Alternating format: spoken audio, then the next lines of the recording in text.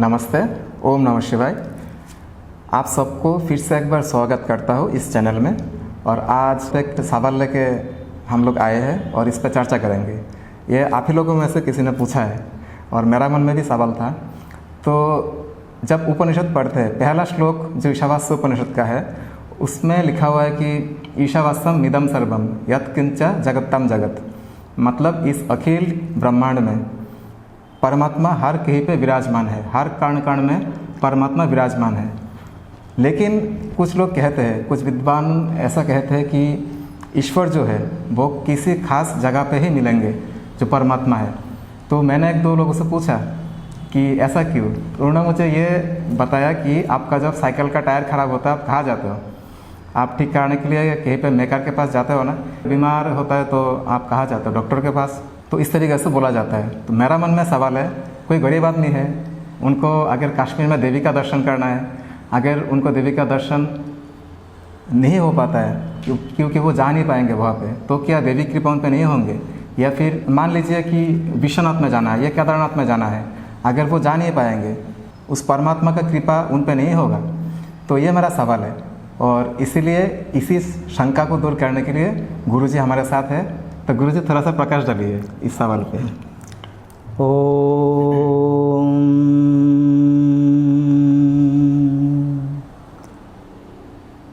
पहले जो मंत्र सुबीर जी ने कहा है वो उपनिषद का पहला उपनिषद ईशा उपनिषद में है, पहला मंत्र है। ईशावास्यमिदगम सर्वम यत्किंच जगत्ताम जगत तेन त्यक्तेन भुंजिता माँ गृद कश्यचित् धनम। ये है मंत्र। तो इसका अर्थ कुछ लोगों ने कहा ईश्वर कण कण रज रज में है, सर्वत्र है, अनंत कोटि ब्रह्मांड में है। परंतु यहाँ जो ईश्वर की बात हो रही है, यह ईश शब्द है, वह चेतन सत्ता, उसके अंदर या उसके ऊपर या वो ईश्वर या परमात्मा और चैतन्य सर्वत्र विद्यमान है। उदाहरण के लिए ये जो माला मेरे गले में है, इसमें 108 मणि हैं और एक एक मणि अलग है। तो ये कैसे ये माला के अंदर है आपको पता है? अंदर एक सूता है, धागा है, गुथा हुआ है। वो धागा दिखाई नहीं पड़ता है, लेकिन मालूम है अंदर है, धागा है, सूता है, नहीं तो रहेगा नहीं, लेकिन वो दिखाई नहीं पड़ता है। जैसे इस माला में धागा है, अंदर अनश्रुत है, उसी प्रकार परमात्मा चैतन्य सत्ता के रूप में सर्वत्र विद्यमान है। ये इस मंत्र का अर्थ है।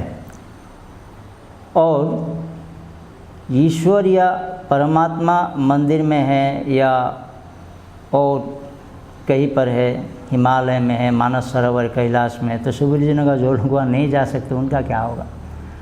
तो हमारे समाज में एक प्रचलित कहावत है, जत्र जीव तत्र शिव। हर एक जीव के अंदर परमात्मा विद्यमान है। कबीर का एक भजन है, मोको कहा ढूंढ रे बंदे मैं तो तेरे पास रे। मोको कहा ढूंढ रे बंदे मैं तो तेरे पास रे। ना मैं पर्वत की गुफा में हूँ, ना काशी में, ना मक्के में, ना व्रत उपवास में, ना क्रिया कर्म कांड में, ना योगी के अंदर, ना संन्यास में, मैं तो तेरे पास रे। ये कबीर का भजन बहुत शानदार है। अंतिम में क्या कहते? कहत कबीरा सुनो भाई साधु मैं तो हूँ विश्वास में। कितना खूबसूरत है। तो अमरनाथ नहीं जा पाया, केदारनाथ नहीं जा पाया, तो उनको क्या परमात्मा का कृपा नहीं मिलेगी? जरूर मिलेगी। मंदिरों में हम क्यों जाते? एक सवाल मेरे मन में भी था बचपन से, क्या मंदिरों में परमात्मा है? ईश्वर शिव मंदिर में होते, मुसलमान के लिए मस्जिद में होते, तीर्थ में है, और कहीं नहीं है। हमारे घर में भी तो मंदिर है, घर में भी तो हम पूजा करते। ये जो मंदिर मस्जिद ये सब बनाया गया, ये सामाजिकता के लिए बनाई गई। इकट्ठा होंगे सब लोग, वहाँ पर प्रार्थना करेंगे। उपासना स्थल है, उपासना के जगह है, एकत्रित है, बहु लोग वहाँ उपस्थित होकर के प्रार्थना करेंगे। ये एक स्थान बनाया गया, गिरजा बनाया गया, मंदिर बनाया गया, मस्जिद बनाया गया। ये एक समाज व्यवस्था के लिए बनाया गया है, हमारे धर्म को और शक्तिशाली करने के लिए बनाया गया है। परवर्ती समय में कुछ लोगों ने उसको धंधा भी बना लिया। इसे भी तो आता है ना, बीच बीच में आप देखते हो क्या क्या होता है। हर एक धर्म में होता है, ऐसे नहीं है। तो आसाम में चले जाओ, वहाँ श्रीमंत शंकरदेव की एक परंपरा है, नव वैष्णव धर्म बोलते हैं। वहाँ पर वो लोग कृष्ण को मानते हैं, भागवत को मानते हैं, लेकिन श्री कृष्ण की पूजा नहीं करते, मूर्ति पूजा नहीं करते। वो निराकार निर्गुण श्री कृष्ण को मानते हैं। लेकिन जब श्री कृष्ण के बारे में बोलते हैं, वो निराकार सगुण कृष्ण को मानते हैं, क्योंकि श्री कृष्ण जब व्यवहार करेंगे या कोई परमात्मा तो वो सगुण होंगे ना, निराकार निर्गुण होंगे तो व्यवहार नहीं होगा।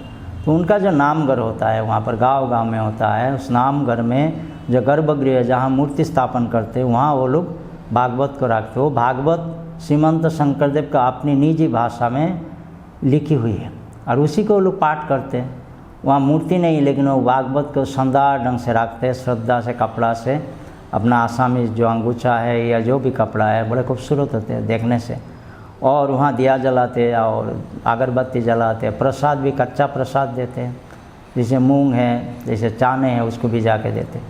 वो जो उपासना स्थली बनाया है वहाँ सामाजिक सिस्टम भी चलता है। उनका गांव में कोई घटना हो गई तो वहाँ बैठ कर के विचार करेंगे। तो नामघर एक सामाजिक व्यवस्था का केंद्र बिंदु है। उसी प्रकार मंदिर भी था। इसीलिए ये सोचना गलत होगा कि वहीं पर परमात्मा बैठते हैं और हमारे हृदय में नहीं है, घर में नहीं, ऐसा नहीं है। परमात्मा या ईश्वर सर्वत्र है। ईशावास्य उस 4000 साल पुराना मंत्र से भी सिद्ध होता है और जत्र जीव तत्र शिव उसी से भी सिद्ध होता है, और दार्शनिक दृष्टि से भी और व्यक्तिगत वैचारिक दृष्टि से भी। आप ही विचार करो आपके अंदर परमात्मा है या नहीं। परमात्मा सर्वत्र है तो आपके अंदर भी, आप उनसे भिन्न नहीं। ऐसा सोच करके आप अपना घर में जब आराधना करते हो तो वहाँ भी ईश्वर या परमात्मा आपको मिलेंगे। इस निर्भर करता है आप साधना के ऊपर, निर्भर करता है आपके भक्ति श्रद्धा के ऊपर। कोई व्यक्ति अगर तीर्थ में चला गया पुण्य कमाने के लिए, मन में श्रद्धा नहीं है तो वो उसको कुछ नहीं मिलेगा। यह कहावत है कि एक बड़ा सेठ था, तो वो सेठ चला गया हरिद्वार। तो वहाँ जब गया तो सेठ के अंदर श्रद्धा नहीं थी। उसके पितरों का, जो पूर्वजों का पिताजी मर गए, उनका श्राद्ध करने गया। अब उसके मन में श्रद्धा नहीं, चला गया, जा कर के मुंडन के हर की पौड़ी में नहा लिया। तो वहाँ जो पांडे होते हैं पुजारी, गंगा में खड़ा करके, कमर पानी में खड़ा करके वो पानी लेके बोलता है सूर्य भगवान को ऐसे दो। तो दे रहा था। तो पंडा ने कहा यहाँ जो आता है वो कुछ ना कुछ छूट के जाता है, तो आप यहाँ कुछ छोड़ के जाओ। तो सेठ ने कहा क्या छोड़ूं? तो उसने कहा जैसे आपके अंदर कोई गलत व्यसन हो, जैसे सिगरेट पीते हो। उसने कहा हाँ, तो उसको छोड़ दो, यहाँ प्रतिज्ञा करो, आओ गंगा जी में। बोला माँ गंगा, मैं अब सिगरेट नहीं पीऊँगा। उसने कहा नहीं, ऐसे कैसे हो सकता है, मुझे कभी कभी पीना पड़ता है, मैं छोड़ कैसे? तो उसने कहा शराब पीते हो? बोला हाँ, वो भी कभी कभी, ठेकेदार हूँ ना, व्यापारी, वो बड़े बड़े लोगों से बैठता हूँ तो गेस्ट हाउस में थोड़ा पीना पड़ता है, नहीं तो बिल पास नहीं करेंगे, लोग नाराज़ होंगे। तो चलो ठीक है। जुआ खेलते हो?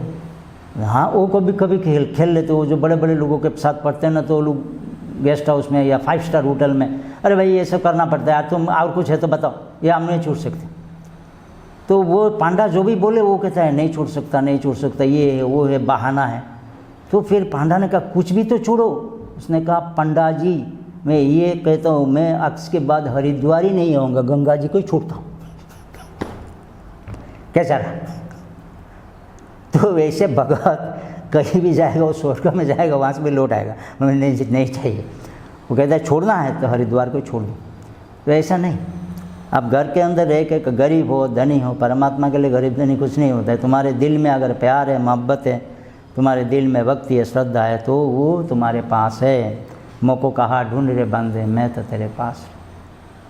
इसी के साथ मैं वाणी को विराम देता हूँ। उम्मीद करता हूँ आप सबने समझा, फिर आगे और बताएंगे विस्तारित। धन्यवाद गुरुजी। इतना तो पता चल गया होगा कि परमात्मा हर कहीं पे विराजमान है, आपके हृदय में है। और अगर हमारे मन में सद्भाव, श्रद्धा, भक्ति हो तो परमात्मा को हम ज़रूर पहचान सकते हैं, जो हमारे भीतर है, ना केवल बाहर, भीतर ही है।